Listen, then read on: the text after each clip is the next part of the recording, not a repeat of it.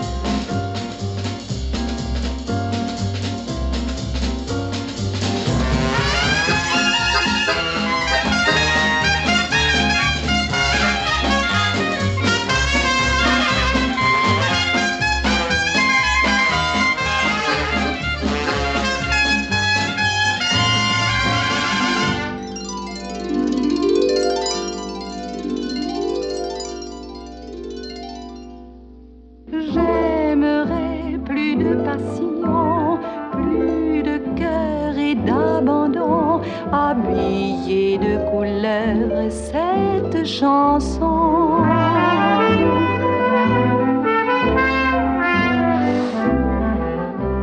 Il n'y a qu'à jouer en d'autres clés, modulé, oh oui ça me plaît, car j'adore faire certaines petites variations.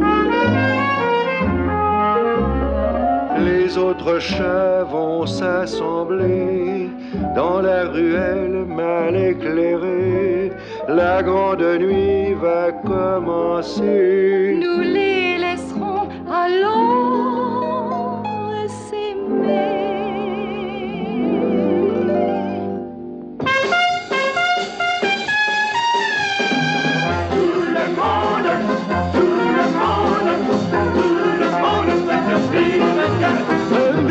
Alléluia, alléluia, tout le monde veut devenir un cat.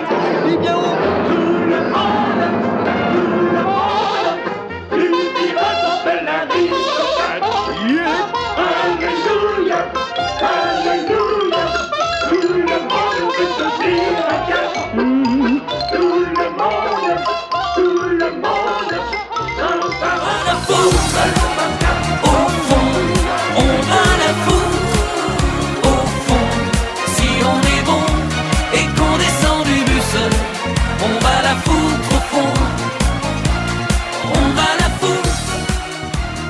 On est de retour dans cette émission avec l'analyse des matchs d'hier. On va commencer dans l'ordre. Il y avait Italie-Costa Rica. Est-ce qu'on peut encore parler d'une surprise en voyant cette équipe du Costa Rica s'imposer dans ce groupe un peu de la mort quand même, hein. Fallait bien l'avouer, Andy. Une surprise quand même parce que l'Italie, il y a quand même des grandes stars dans cette équipe. Mais au vu du match hier, je dirais que l'Italie n'a pas fait un si mauvais match que ça. Ils ont été corrects, mais je trouve que le Costa Rica a a joué, je pense, à un match parfait. Et encore un Campbell monstrueux. Ce joueur, c'est incroyable. C'est un super joueur, maintenant c'est un très jeune joueur qui a été formé en Angleterre à Arsenal et qui a subi quelques prêts et qui monte en puissance et d'après moi il va revenir à Arsenal. Maintenant pour moi le résultat de Costa Rica-Italie 1-0, un penalty oublié pour le Costa Rica, grosse surprise. Parce que c'est une équipe avec il n'y a pas de joueur star à part ce jeune joueur de 20 ans qui est Campbell. Il y a des joueurs locaux qui jouent au Costa Rica ou qui jouent dans des clubs moyens, des clubs grecs ou des petits clubs belges, de petits clubs en Angleterre. Et c'est exceptionnel leur performance car ils sont quand même dans le groupe des champions du monde. On avait l'Uruguay, l'Italie, l'Angleterre, 3 pays champions du monde plus ou moins récemment. L'Uruguay il y a très longtemps. Costa Rica, ils n'ont aucun palmarès, aucune histoire, si ce n'est des coupes CONCACAF ou ce genre de choses. Et être premier de ce groupe, c'est tout bonnement fabuleux. Les Anglais, 0 à la maison comme l'Espagne. Donc c'est réellement étonnant. Et dans ce groupe, au final, on se retrouve avec une situation où il va y avoir un match fabuleux entre l'Uruguay et l'Italie, où l'Italie doit au moins assurer le nul pour se qualifier. Donc ça va être un match épique, je crois, un match à suivre. Ouais, tout à fait. Une petite question, on avait dit que dans les aucune équipe européenne n'avait été championne hors de ces terres. Là, ça commence à se confirmer tout doucement, puisque ces équipes sud-américaines commencent à tout doucement prendre des points. Et déjà des grands d'Europe, je pense à l'Angleterre, je pense à l'Espagne, sont, après 2 matchs, éliminés. On se dirige vraiment vers une victoire de ces équipes sud-américaines. Je vais dire attention, je vais être un petit peu chauvin, il reste la France et la Belgique. Il reste des équipes européennes, il reste aussi la Belgique. Nord-africaine, je parlais européenne. C'est également la Belgique, soyons clairs. Et l'Allemagne aussi. L'Allemagne également. Alors se pose une question pour moi, c'est le rythme des championnats à travers le monde. Peut-être que du côté de l'Amérique du Sud ou de l'Asie, parce qu'on a vu quand même des choses pas mal aussi pour des équipes asiatiques. Les Japonais manquent de volume physique pour tenir 90 minutes, mais c'est pas mal sur 60 minutes, ça joue bien. Si les matchs s'arrêtent à 60, on a de bons résultats. C'est dommage. Oui, c'est dommage pour eux. Et sur 60 minutes, ils ont le potentiel de faire de grands résultats. Mais je crois que dans les championnats européens, il y a énormément de matchs qui jouent. La Ligue des Champions, les Coupes d'Europe. Ça prend énormément d'énergie aux joueurs. On voit que parmi les grands joueurs qui sont présents, par exemple Ronaldo, il a beaucoup donné pendant sa saison au Real et il a l'air un petit peu fatigué ou il joue blessé. Ribéry, il est forfait en France. Il y a des joueurs, Hazard, il n'est pas en top forme parce qu'il a beaucoup donné à Chelsea également. Et donc quand on les sacrifierait en Europe, on les épuiserait avant les grandes compétitions. Les joueurs s'épuisent tout seuls. Il y en a certains qui se sont gérés. Par exemple, un mec comme Lionel Messi, au Barça, ça fait 3 mois, il joue plus. Et j'ai l'impression qu'il s'est fixé ses objectifs cette année. Et l'objectif de Messi cette année, c'était la Coupe du Monde. Neymar, il a un statut de remplaçant titulaire, une situation moyenne à Barcelone. Il s'intègre à l'équipe, donc il est encore frais. Un mec comme Ronaldo, lui, l'objectif cette année, c'était gagner la Ligue des Champions. Donc c'est peut-être simplement aussi la fin de l'hégémonie européenne, en sens que les autres ont trouvé des façons plus neuves de pratiquer le sport. Je crois que personnellement qu'il y a un problème aussi au niveau climat. Je sais pas pourquoi, au niveau ambiance. Au niveau climat, il y a des équipes, on pense par exemple quand ils jouent à Manaus, en plein cœur de la forêt amazonienne. C'est très humide et c'est très chaud comme... moi j'avais de la peine pour les Belges là, quand je les voyais dégoulinant et Kevin De Bruyne. Le pauvre, j'avais de la peine. Il y avait ça. Maintenant, il y a aussi le côté équipe, le côté supporter. Ils sont là-bas, ils sont portés. Tout ce qui est équipe sud-américaine sont portés par leurs supporters. On ferait pareil, il y aurait une Coupe du Monde en Italie. Je suis sûr que la moitié de l'Europe se retrouve là-bas. La France a gagné en 98. Oui, toute l'Europe nous supportait, c'est sûr. Attention, mais l'Europe c'est pas la France, rien qu'à elle, non, c'est pas la France. La France c'est le monde. Voilà. Tout simplement. Il l'avoue. Écoute. Donc l'Italie, Costa Rica 0-1, un but de Brian Ruiz qu'on avait connu dans le championnat belge à la Gantoise, si je ne me trompe pas. Ouais. Donc bon petit joueur aussi. Oui, très sympa. On l'a encore vu il y a 2 semaines. On a bu un petit mojito en terrasse. Maintenant, il joue en Angleterre maintenant. Il fait sa petite carrière. Voilà, il est cool. Brian, si nous écoute, tu passes quand tu veux dans l'émission. Il y a aucun souci. Bon, ensuite il y avait Suisse-France et le match qui nous intéressait, c'était évidemment Honduras-Équateur. Honduras-Équateur, 1-2, des buts de Valencia, toujours, pour l'Équateur. Le mauvais, donc pas le gars qui joue à Manchester United. Donc il y a 2 Valencia, semble-t-il. Le mauvais, j'aime bien. Le mauvais, c'est celui qui n'est pas connu. Bad Valencia. J'ai noté son nom, c'est pas Antonio, c'est Erwin, je crois. Ricardo. Le mauvais, il claque 2 goals, mais c'est le mauvais. Donc, c'est le seul qui marque pour l'Équateur, mais c'est celui qu'on ne connaît pas. Je ne sais même pas où moi, je joue, me dis qu'il va marquer aussi dans le dernier match. Non, alors petite anecdote. 5 goals, et la Suisse va gagner par 4-0. Ah oui, j'y crois, mais petite anecdote, moi, pour le Honduras, j'ai quand même beaucoup apprécié leur maillot qui est assez exceptionnel, là, avec le petit H gravé sur le cœur. Moi, ça me fait toujours penser, quand j'étais gamin, je voyais les émissions d'Olive et Tom. C'est le maillot d'Olive et Tom, quoi. On croirait la New Team. Et d'ailleurs, petite anecdote pour ceux qui aiment beaucoup ce dessin animé. C'est la minute anecdote, dis-moi. Ah ouais, non, mais il est en diffusion gratuite sur Internet. On peut le trouver sur What TV. Mais non, mais c'est génial, Olive et Tom. Il s'éclate dans la vie. Ah. Hier, avant de dormir, un petit Olive et Tom. Tu nous reviens la semaine prochaine. Toujours. Eh bien, la semaine prochaine, promis, potasse Olive et Tom, je te fais un questionnaire spécial Olive et Tom. Sans souci, je me prépare. Pour ceux qui ne se souviennent pas, le générique d'Olive et Tom, c'était ceci. Olive et Tom, ils sont toujours en forme. Tom, Olivier, sont super entraînés. Tom, Olivier, ils sont venus pour gagner. Bon, Honduras-Équateur, 1-2. Ouais. Un Honduras qui était quand même un football plus chatoyant que lors du premier match. Chatoyant. Oui, chatoyant. Oui, j'aime bien ce petit mot. C'est doux le samedi matin. C'était un peu moins bourrin que contre la France, là, franchement. Voilà, mais là, il y a une différence de style. Là, vous avez le mot chatoyant et le mot bourrin. On passe d'un extrême à l'autre. Donc, c'est vrai qu'ils ont quand même un peu joué à la balle. Le dernier match, on n'a rien vu, quoi. C'était des tacles et compagnie. Là, ils ont quand même réussi à mettre un but. Maintenant, c'était un match assez pauvre, un petit peu ennuyant. Le donc, niveau est pas... On voit que c'est des terrible. équipes, d'après moi la Suisse passera deuxième et va faire son compte au Honduras pour le troisième match.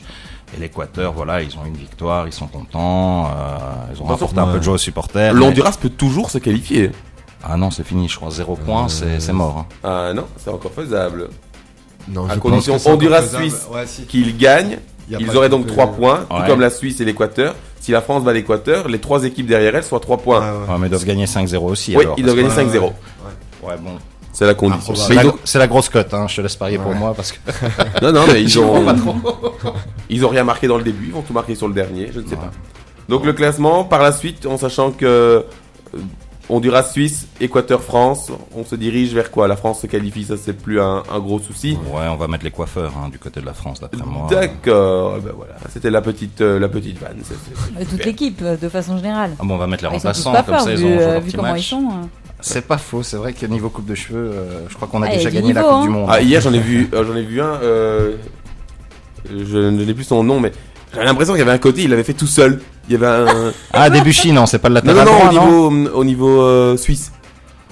Ouais, mais... J'ai plus son nom, je vais le chercher juste après. Mais est-ce que des coupes comme ça les empêche pas de mettre de bons buts de la tête? Moi je me pose la question. Il avait les... il y a Sako aussi, il y a le défenseur français aussi. Quand on se dit raser, c'est plus facile de marquer un but de la tête, mais il faut quand même savoir que Fellaini... Voilà, Fellaini, rasé ou pas rasé.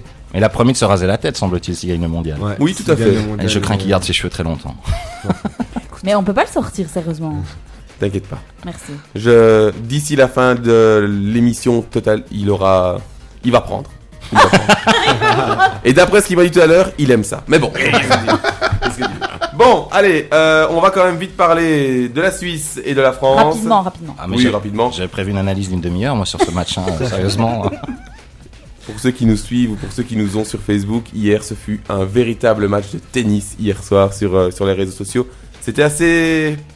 Non, c'était pas agréable. J'allais être gentil et dire que c'était assez agréable. Il faut préciser pour recadrer les choses qu'il est français au moins, tout de même. Je crois que ça s'est pas encore entendu jusqu'à présent. Après le débat.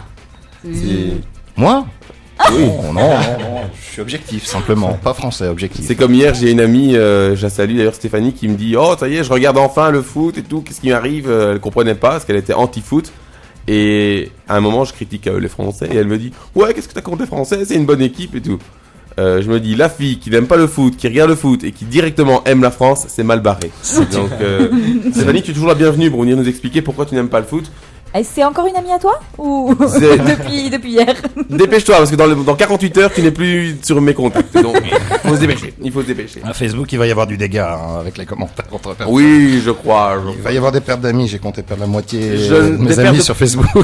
Des paires de contacts, pas d'amis. Ouais, c'est pas la même bizarrement, chose. au ligneur list assez développé. Hein. Voilà. Allez, Suisse 2, France 5 ou 7. Hein, on aurait pu aller jusque-là. Ouais, on n'était pas loin. Il y a Le un penalty penalty raté et le dernier but annulé. Enfin, non comptabilisé. D'ailleurs, sans vouloir être... C'est un scandale. Hein. Si Oui, le but bien est sûr. annulé, c'est une honte parce que ça change tout. C'est incroyable. Pour Benzema... Je me demande premier même bout pourquoi de ils ont personne. joué le match. C'est un scandale. On aurait dû les faire Non, gagner mais tout. moi, j'ai du côté de la FIFA, il y a un problème, quoi. Faut arrêter. Mais oui, c'est pour ça que quand vous êtes à la maison, l'UEFA c'est plus facile. Platini est à la tête. Ah, il a pris la valise cette année, donc les Suisses ils aiment bien tout cela, donc ça aide. Et alors juste pour plaider en faveur d'une éventuelle victoire française à la Coupe du Monde cette année, est-ce que vous savez que c'est la deuxième fois seulement que l'équipe de France remporte 2 matchs d'affilée, les 2 premiers du mondial, et la dernière fois c'était en 98 quand ils ont gagné la Coupe du Monde. Donc si vous croyez à la fatalité... Non, mais Moi je suis pas superstitieux, Par ça porte malheur. par donc, rapport au match, pour revenir sur le match, j'ai quand même été surpris par la performance des Suisses avant toute chose, parce qu'honnêtement, moi je voyais pas mieux qu'un match nul, parce que les Suisses c'est quand même une équipe qu'on présentait comme une équipe costaud. Il faut savoir C'est que ce que tu m'as dit en arrivant, tu m'as dit bon j'admets, là faut passer, Suisse-Équateur, j'ai vu les 3 dernières minutes et ils étaient rapides sur la contre-attaque et le goal. Mais au cas où, c'était la seule action rapide du match. Mais voilà, mais je suis Je crois surpris. qu'ils se sont économisés, ils ont tout donné à la fin quoi, tu vois. Parce que si on suit ce fameux classement FIFA dans lequel je crois pas du tout, parce que c'est un classement qui ressemble un peu à rien, parce qu'on voit n'importe quoi. on est bien, moi je trouve. Le mec, Les ils Suisses, sont 28e, les Suisses forcément, il étaient va dire ça. 6e, ils étaient tête de 6e. série. C'est eux les têtes de série du groupe de la France. La France est, je sais pas, 15 ou 16e au classement FIFA, en tout cas elle est plus loin. Et la Suisse a eu de super résultats. J'écoutais un petit peu les commentaires sur les derniers matchs. Ils ont très peu perdu, ils ont fait des bons scores ils ont joué l'Allemagne, je crois, ils ont eu des bons résultats, ils ont eu des bons résultats contre toutes les équipes. Et là, je sais pas, maintenant il y a un événement pour moi qui change peut-être beaucoup de choses dans ce match, c'est la sortie du défenseur central suisse Van Bergen qui a la pommette cassée. qui a la pommette cassée ouais. après un choc avec Giroud. Et là, on rentre un deuxième défenseur qui est Sanderos, qui était remplaçant Arsenal, qui joue dans un obscur club anglais ou italien maintenant, et qui était... il a une bonne, On veut pas parler, c'est obscur. il a une bonne tête de veilleur de nuit, mais niveau défenseur central, il a pas gardé grand-chose. Un vrai gruyère. Hein. Ah, je l'ai Ah vu. voilà, il est passé, bravo, bravo. Et bref, pour finir, les Suisses, ils ont pris une raclette, quoi. C'est fini, 5-2, quoi. Bon, ça va, hein, au niveau des vannes, on va pas en faire un fromage. Bon, allez. 2-5. On va. Bon, la France, on va le dire, ils ont tué directement le match en marquant 17e, 18e le 1-2-0. On va même pas Ouais. dire qu'il y a eu. quelque Sur chose en- l'engagement, le deuxième but tout de suite. Ouais, Donc tout ça, de suite. c'est impardonnable à ce niveau-là. Voilà.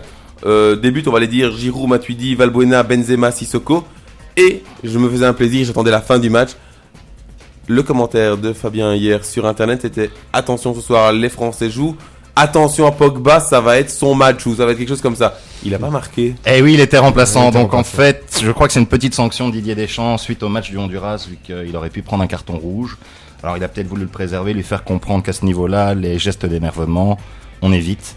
Donc toutefois, Pogba est rentré à la 60e minute et il a offert un caviar à Benzema sur le 4e but, qui est le plus beau du match pour moi. Donc voilà, Pogba a quand même été décisif. J'avais pas totalement faux dans mon analyse d'avant-match et j'ai eu de la faiblesse de ne pas regarder les compos d'équipe avant le match, étant persuadé que Pogba jouerait. Pogba, Ok. c'est le nom d'un Pokémon ou...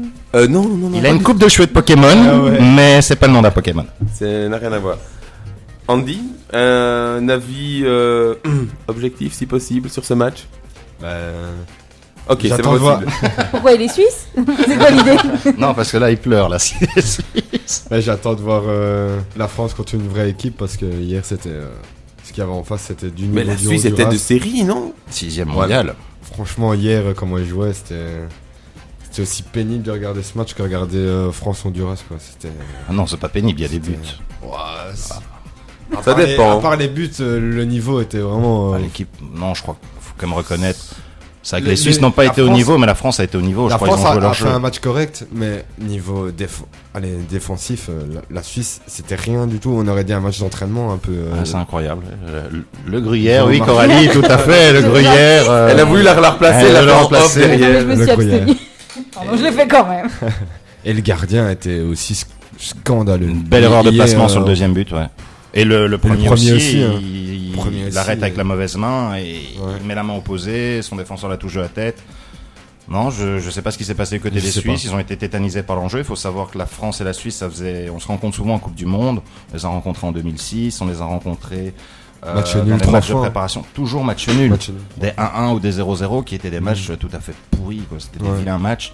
Là, 7 buts. Mais c'est une compétition, c'est une Coupe du Monde, c'est pas le même. Je me croyais à Roland Garros, là, j'attendais le but supplémentaire ou l'entrée d'un joueur de tennis suisse ou un truc comme ça.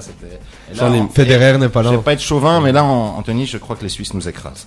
J'en ai marre de ces réflexions comme ça, j'en ai marre. Oh oui, on est au tennis parce qu'on a quasiment fait 6-2. Moule.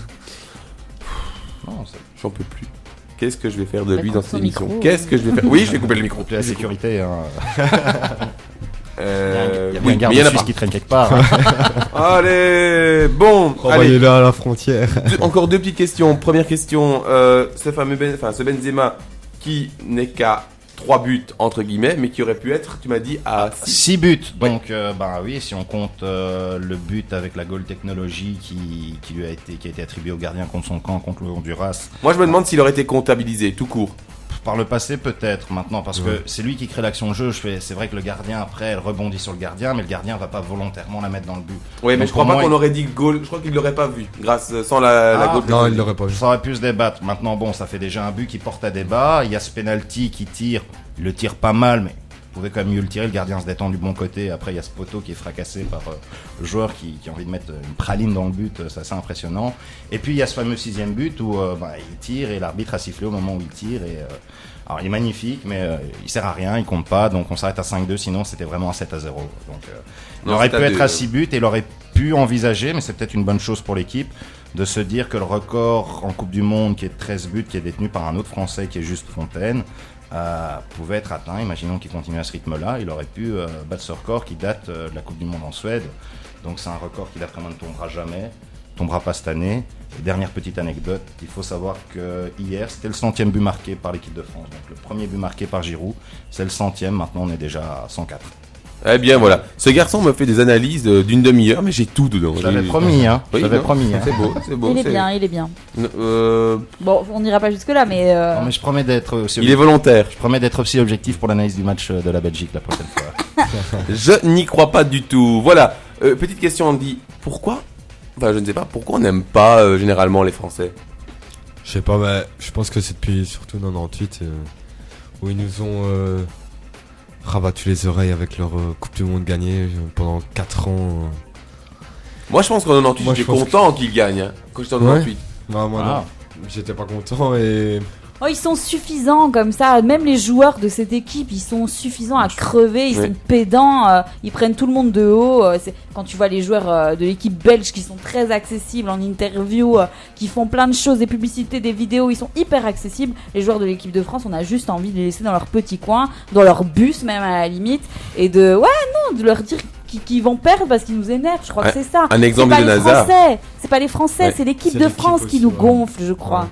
Moi, je crois qu'à ce niveau-là, il y a quand même des progrès et des efforts qui ont été faits par l'équipe. C'est vrai que quand on regarde l'équipe de 2010, mais même pour les supporters français, c'était un calvaire de voir ces joueurs, leur comportement, leur attitude. C'était des starlettes. Et là, il y a eu un retournement qui a quand même créé cette équipe, qui est l'acte fondateur de l'équipe actuelle. C'est ce barrage avec l'Ukraine où, bon, à 2-0, tout le monde les détestait. On était prêt à tomber dessus. Et ça sentait vraiment très mauvais pour tous ces joueurs, comme ils pouvaient tous déménager en Albanie parce qu'on ne voulait plus les voir. Très sympa l'Albanie. Oui, mais surtout c'est une équipe que vous pourriez battre voir éventuellement. Le Kosovo pour créer leur équipe. Et il y a eu ce retour 3-0 qui a été fabuleux à Paris.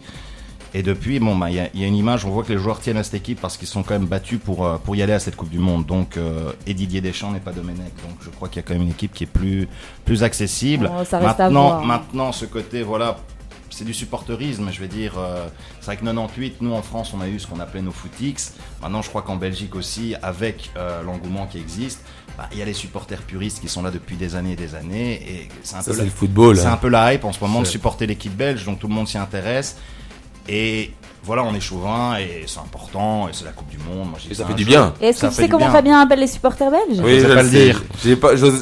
J'avais peur qu'il le dise sur antenne, mais vas-y, dis-le. Non, je ne le dirai pas. Si, assume jusqu'au bout. Non, moi je les appelle donc les patatix, donc moi j'ai la frite, donc voilà, il y a les footix en Nice. France, mais par exemple hier, pour être clair, là il y a eu 5-2, il y avait une armée de footix qui est sortie en France, et bon, C'est affolant. c'est affolant. Maintenant en Belgique c'était impressionnant aussi, cette semaine, c'était une cohorte de gens habillés en rouge, je me demandais ce qui se passait, c'était quelle manif.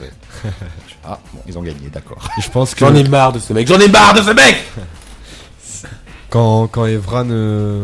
Enfin, pour moi, le souci, c'est Evra. Ouais, J'aimerais- tout à fait. je préférerais l'équipe de France. Allez, Sans Evra, c'est le j'apprécierais symbole, plus. c'est le symbole de 2010, Voilà. de l'arrogance. Il est hautain. de l'arrogance. Ribéry, c'est triste à dire, mais j'étais content qu'il soit entre guillemets puni avec, bon, il est blessé, mais qu'il soit pas au mondial. Il y était, il nous avait fait son show avec ses slash, ses chaussettes. Ah, énorme. C'est énorme. Et puis une demi-heure après, il provoque une grève dans l'équipe. Donc là, il en reste que 4 en fait. J'avais dit 3 la dernière fois. Il reste 4 joueurs. Loris, qui est un mec bien, qui est le capitaine, qui pose pas de problème. Valbuena, qui était remplaçant à l'époque, qui n'avait pas son mot à dire. Benzema, il n'était pas au mondial, donc il démarre avec un casier judiciaire vierge. Evra Evra, il est là. insupportable. Et voilà, et donc là on a une équipe, bon maintenant il fait son taf, et il paraît qu'au sein de l'équipe même, il a une influence parce que c'est le mec qui a le plus de vécu.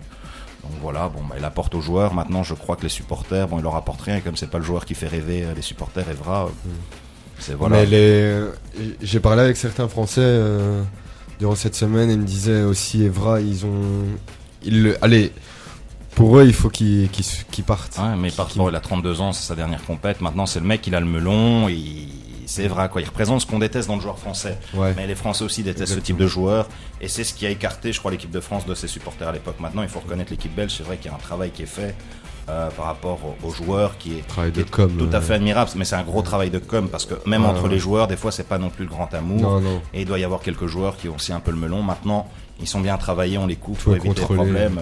Un mec comme Lukaku, par moment, peut-être qu'il a peut-être un peu le melon parce que c'est l'attaquant devant, et les couver, on évite, on regarde qui peut parler. Hazard, c'est un joueur que j'ai vu longtemps jouer par le passé. De temps en temps, il peut aussi avoir ses petits caprices Ouais, de diva, Hazard, ouais. mais on le gère pour éviter tout problème, et il a une image qui est dès lors sympathiquement. Moi, ce que j'aime bien de chez Hazard, c'est sa petite pub avant tous les matchs. Et toi, quel est ton score? Ça, j'aime beaucoup. C'est ça, la pub Nivea là, on croirait qu'il Non, porte c'est le maillot la d'équipe de pub France. pour parce la que- loterie nationale. Ouais, Parce qu'à chaque fois je vois Hazard avec il fait une Ah, pub Nivea Nivea, aussi, ouais. j'ai l'impression qu'il joue pour l'équipe de France, il y a le même maillot, ça lui va bien d'ailleurs. Hein. Vous auriez bien aimé, hein. Ah, Et non, là, il je est pense belge, que- monsieur. Ah, lui je l'aurais bien aimé, je l'ai suivi à l'époque à Lille, c'est un joueur extraordinaire. Eh bien oui, il est chez nous. Sur ce, un petit jingle et le trombinoscope arrive. Voilà le trombinoscope, ce petit jingle que l'on connaît par cœur désormais. Trois images, ils me les ont déjà données. J'écoute Fabien pour son chiffre. Donc le 57 pour moi. Le 57, alors je suis sûr, ça c'est pas facile, mais pour lui il va l'avoir, je suis certain. Oh, genre, tu Oh, surestimes. je le déteste. C'est Tony Vérel qui. Ben voilà, Tony, qui si tu nous l'ençoit. écoutes, Fabien te déteste. Alors il faut savoir, c'est Bisous, vraiment le hasard, mais le 57 Non, en fait. Si, le 57 C'est en pas fait, le hasard. c'est le chiffre de Metz qui a perdu contre Lens en 98. Ce Et mec le a un joueur qui problème, était en hein. tête de Lens, c'était Tony Vérel. Ah Et bien voilà, c'est... Voilà. le gitan, son surnom. Je viens d'entendre une vitre de voiture brisée, je crois que c'est la tienne. Tony est dans la rue. Il a été en prison à Metz d'ailleurs. D'accord. Allez, Coralie. Moi, j'avais dit 78. Et quoi, je dois Ah, ça. reconnaître ce monsieur oui. oui. Ah oui. Oui. Ah oui. Faut. Ah ouais, d'accord, il avait des cheveux à l'époque. Ouais. Ah, c'est Zidane, ça C'est Il Zinedine ressemblait- à l'époque, il Zidane. ressemblait à Chifo un peu. Il ressemblait plus à El Adroussi qu'à Chifo. Ah ben, le blanc et le rouge, ça lui va pas. hein. Il faut lui dire qu'au teint, le blanc, A été Oui. ça sérieux. fait mortuaire. Hein. Bah écoute, on lui dira, mais attention. Écoute, je vais l'appeler après pour avoir son débrief. Bisous, est-ce qu'il nous écoute? Il nous écoute, je pense. Si, il est là. Allez, et le dernier, le 62, tu m'avais dit 62, ouais. Pour Andy, pas facile, mais faisable, moi je dis. Oh, il est mignon, hein. Ouais, terrible. C'est la petite moustache qui fait tout. Allemand, MacGyver, évidemment. non Pardon? MacGyver. C'est l'année où il a marqué avec un canif dans sa poche. Non, c'est pas Klaus Alof ou un truc comme ça. Non, pas du tout. C'est vrai? Ah, c'est Rudy Voleur. C'est Rudy Voleur. Et voilà. Je suis trop jeune. Voleur, c'est son nom ou c'est encore ouais. une attaque? Ah là, ça balance, ça balance. Allez, vous connaissez ce jingle, on l'adore, mais on l'entend pas assez souvent. Voici la séquence de Coco.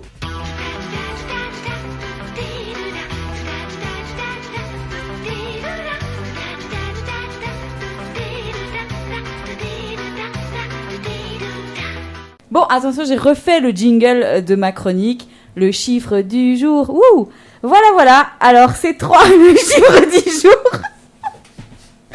Bon, et 1, et 2, et 3-0, ça vous rappelle quelque chose à vous? Non? Rien? Bon, moi non plus. Deuxième victoire française hier soir, jamais 203, c'est la question que je vous pose. Mais 3, c'est quoi? Parlons un peu mathématiques, philosophie, symbolique, historique. 3, c'est le deuxième plus petit nombre premier. Après 2, c'est aussi le plus petit nombre premier impair.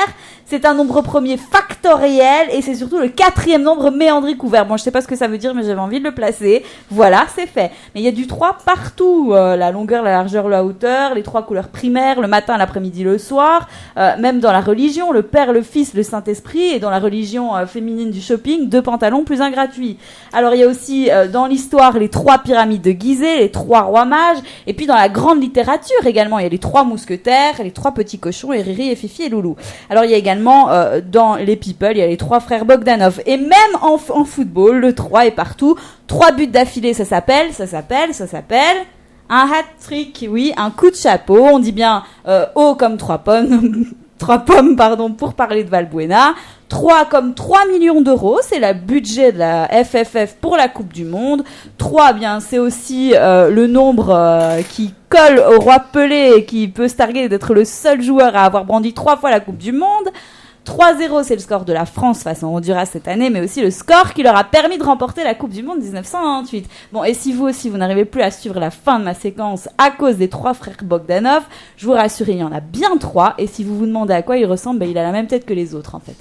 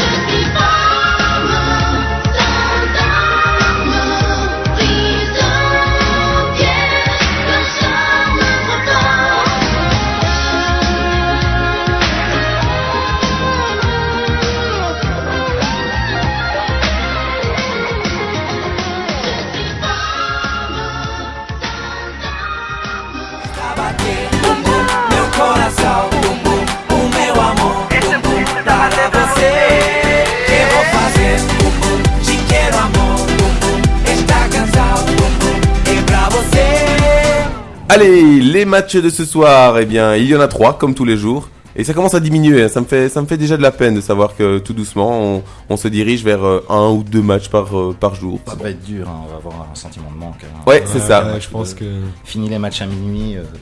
Ça va. en plus les matchs vont être les derniers matchs En même temps, de poule sont en même temps Donc vive la télé et vive le PC en même temps. T'arrêtes, on va trop taquer partout. Bon, ce soir, Argentine-Iran à 18h. Il y a peut-être pas photo dans ce match-là, je crois. Je crois que ça va être un massacre. Pour être clair, Elle est bien placée, jolie. J'ai regardé, non, il faut reconnaître l'Iran, c'est une équipe courageuse, mais bon, ils n'ont pas les moyens de lutter avec l'Argentine. Ils ont fait ce qu'ils pouvaient, ils ont fait ce qu'ils pouvaient contre le Nigeria. Ils ont obtenu un 0-0 de haute lutte. Franchement, et l'Iran a montré quelques actions sympas, mais il faut connaître le parcours de l'Iran. Bon, leur situation politique est telle qu'ils n'ont pas le droit de jouer contre d'autres équipes, vu qu'il y a un embargo de la FIFA pour jouer certains matchs. Donc, ils ont fait des matchs contre le Kosovo, ou des équipes en formation, l'Angola, donc ils n'ont pas de préparation. Je suis même pas sûr qu'ils aient 2 jeunes maillots pour jouer le mondial. Ils ont leurs maillots, ils peuvent pas les échanger. Mais c'est beau. Moi, je trouve ça que c'est courageux. C'est la petite équipe petit pousset, donc bon, allez, d'après moi, ils vont souffrir. Maintenant, s'ils mettent un but pour eux contre l'Argentine de Messi, ça serait extraordinaire. Et pour le peuple iranien, je crois que ça leur apportera un peu de joie, vu que c'est pas une situation simple là-bas. Andy ? Ouais, je pense qu'ils vont se faire laminer, mais. Même si des fois c'est lapidé, mais bon. Ouais. Voilà. Bon, d'accord, ben voilà, l'analyse Argentine gagnant sur tous les fronts. Coralie, un Oui. petit 0-3 de l'Iran pour toi, tu crois que. Bah, je sais pas, moi, il paraît que c'est un beau pays, l'Argentine. Mais j'ai rien à dire sur ce match, Ok. pourquoi tu me demandes ? Bah, je sais pas, j'avais envie de te faire intervenir. Le match de ce soir, l'affiche Allemagne-Ghana à 21h. Là, par contre, normalement, l'Allemagne se détacherait. Mais attention au Ghana qui avait perdu le premier match, qui n'a plus droit à l'erreur dans cette poule où on les voyait peut-être être comme un gros candidat à la deuxième place. Andy. Bah, je pense que la réputation qu'on a fait du Ghana. Du Ghana, ouais, c'était un peu surfait parce que, quand le premier match, ils ont pas été terribles. Non, Franchement, ils ont pas très très bien joué. Et on disait que c'était un candidat potentiel. Même moi, j'ai entendu pour gagner cette Coupe du Monde. Franchement, c'est pas. Le Ghana. Mais ils vivent un peu sur les acquis de la Coupe du Monde 2010. Ils étaient en ouais. quart de finale. Ils ont été éliminés sur la main de Suarez, sur sa ligne à la dernière minute. Donc, ils avaient Ouais, fait ils une jouaient très belle bien. Coupe du Monde en En Afrique. 2010, Il y a des joueurs avec un chouette petit potentiel. Maintenant, ils ont tous pris 4 ans de plus. Maintenant, ce qui est marrant dans ce match, c'est que c'est le duel fratricide entre les deux Boateng. Parce qu'on a le Boateng allemand qui joue arrière droit et qui joue au Bayern de Munich, qui joue pour l'équipe d'Allemagne. Et on a son demi-frère, Kevin C'est pas Prince vrai. Boateng, C'est qui vrai. joue pour le Ghana. Et qui joue également en Allemagne à Schalke. Et donc en fait ils ont le même papa, je crois, ou la même maman, mais c'est 2 demi-frères et chacun a choisi sa sélection nationale pour jouer d'un côté pour l'Allemagne, de l'autre pour le Ghana, et donc ils vont s'affronter pendant Ils ce répartissent match. les chances de faire une big fête Donc, en famille. Je crois qu'au final dans la famille, il y aura quand même Coup au de moins des barbecues, une partie quoi. qui sera heureuse. Mais donc ça c'est toujours des duels intéressants, et dans ce groupe il y a vraiment plein d'anecdotes comme ça, vu que l'Allemagne va rencontrer après Klinsmann qui entraîne les États-Unis. Donc, mais je crois que l'Allemagne, on va voir s'ils continuent. Ils ont mis un 4-0. Ils ont été solides, hein. C'est un adversaire d'un niveau un petit peu plus élevé. J'attends de voir, mais d'après moi, l'Allemagne, Sans problème. sans trop de difficultés. Et à minuit pour les courageux, Nigeria, Bosnie-Herzégovine. Alors, moi je vais être direct. Et pour moi, la Bosnie va émerger dans ce match-là. Celui qui veut, vous parlez. Si vous voulez pas, on parle pas. On arrête la Non, séquence tout de suite. Pour la Bosnie, ça va être, d'après moi, vont gagner. J'ai regardé Nigeria-Iran. Et honnêtement, autant l'Iran. C'est toi le le téléspectateur seul, le seul qui a regardé, Bravo. c'était dur, mais je l'ai regardé. Un match qui est passé à minuit, je crois, ou à 2h du matin, c'était une horreur. Minuit. Mais en tout cas, autant l'Iran a fait ce qu'il pouvait, autant le Nigeria a eu un niveau de jeu mais pathétique. Les gars avancent à du 2 à l'heure. Il n'y a rien dans cette équipe. Tu Honnêtement, parles des Nigeria- Suisses, non Ah non, la Suisse à côté, c'est le Brésil, hein, franchement. Oh là Donc, là, non, non. Nigeria. Le Nigeria, ça a C'est été mais faible. un 0-0, je Un crois. adversaire potentiel pour la France. Oui, d'accord. mais ils peuvent les rencontrer en mais alors, huitième. Honnêtement, un match, mais vraiment, Nigeria-Iran, c'était un match dégueulasse, quoi. Voilà, ben voilà, ça se Là termine. aussi, je Donc, confirme. bon, j'espère que le Franchement, Nigeria va se prendre une raclée pour m'avoir pourri et fait perdre 2 heures de ma vie cette semaine. Oui, mais j'espère que tu vas prendre une raquette, parce que tu nous as fait perdre aussi des heures aujourd'hui en parlant que de la France. Mais bon, qu'est-ce que tu veux? Bon, allez, on se retrouve après ce jingle pour le Rio Quiz.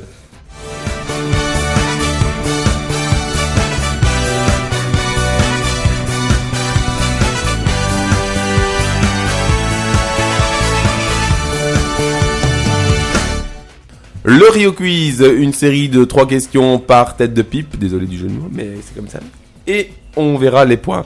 Fabien, qui a remporté la Coupe du Monde? Je peux pas celle-là, je peux pas, c'est pour toi. Pose-moi cette question, je la sens venir. Qui a remporté la Coupe du Monde 1998? Attends, je vais réfléchir, parce que c'est une question difficile. Ça, c'est le hasard. Besoin d'aide ou Oui, c'est vraiment le hasard, il y a un ordre Allez, ici. Je tente, mais... La France? La France, bonne réponse. Au hasard. Oui. Quel attaquant belge ne participe pas à la Coupe du Monde 2014, Coralie? Oh, il y en a pas mal.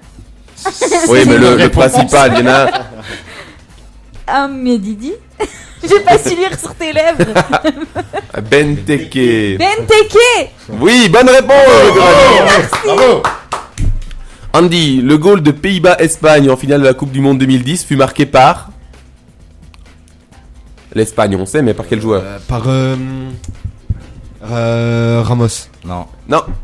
Un droit de réponse. Quelqu'un? Oui, Andrés Iniesta. Iniesta, tout à Oh, il fait. est fort. Mais c'est pas possible. Il y a vraiment... Franchement, j'ai mis un ordre au hasard et ça tombe encore sur lui. Contre quelle tête de série la France a-t-elle joué lors des qualifications pour la Coupe du Monde 2014? Alors attends, je réfléchis, c'était il y a longtemps ça. La Suisse, non? Mauvaise réponse. Désolé.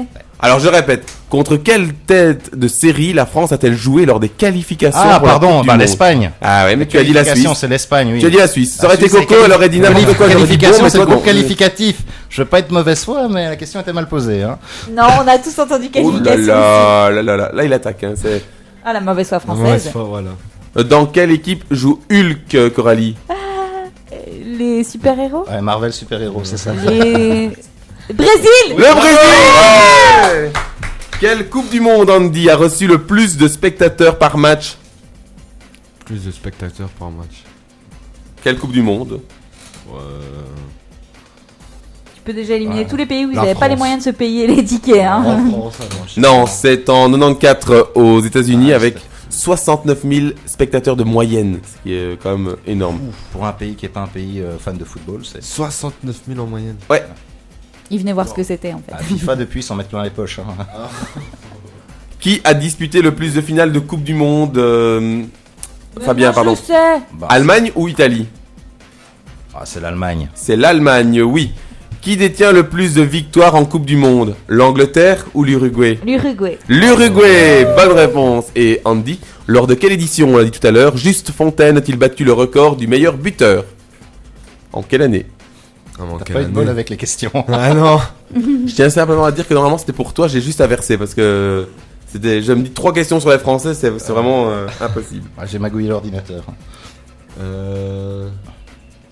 En 90. Non, c'est l'édition Non. 58. 58 en 58. Suède, voilà. 13 buts. Bon, allez, vite fait, le chiffre du jour et on va se faire un bisou, on se dira demain puisque demain on est dimanche et il y a ce match que tout le monde attend, ce fameux Algérie-Corée. Le chiffre du jour. Ouh.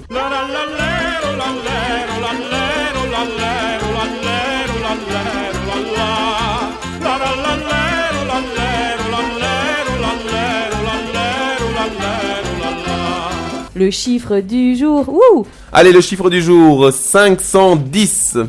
Je vous écoute, à vous les questions. Le score de France-Suisse 510-0, non? Mauvaise réponse. Allez, Ah. ça concerne quoi? Un nombre de passes. Non, c'est pas un nombre de passes. Un nombre de buts. Non, C'est dans un classement. pas du tout. Ça concerne un joueur en particulier. Non, ça concerne une équipe. Une équipe forte. Non, Donc la France est possible alors. voilà, tu as compris. Mais c'était pas la France. C'est un nombre de minutes. Oui, c'est un nombre de minutes. C'est une série d'invincibilité. Pas tout à fait, non, pas du tout même.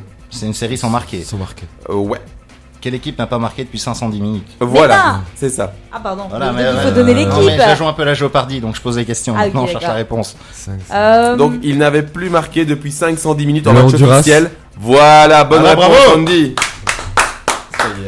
Alors, j'explique. Le Honduras n'avait plus marqué depuis 510 minutes en match officiel et il n'avait jamais trouvé la faille depuis 1982. Mais bon, ça paraît énorme. Seulement, ils ont participé qu'à 82 et 2010. Donc, bon, après un peu juste hein, aussi. Ça fait un tunnel. Donc ça fait rendez-vous dans 30 ans pour le prochain but, quoi. Voilà. On sera tous mentionnés, on pourra en parler. Sur ce, eh bien, moi je vous dis tout simplement à demain. Je ne sais pas qui est là demain, mais ceux qui seront là seront les bienvenus, tout simplement. Demain, on parlera évidemment de Belgique-Russie, ça s'impose. Une émission un peu plus longue, quoique aujourd'hui elle était déjà pas mal, vous allez voir. Sur ce, merci Fabien, adieu. Voilà, à la prochaine. Merci Andy, à très bientôt. Et Coralie, eh bien, quand tu veux, tu es toujours la bienvenue. Ciao. Un grand merci, au revoir.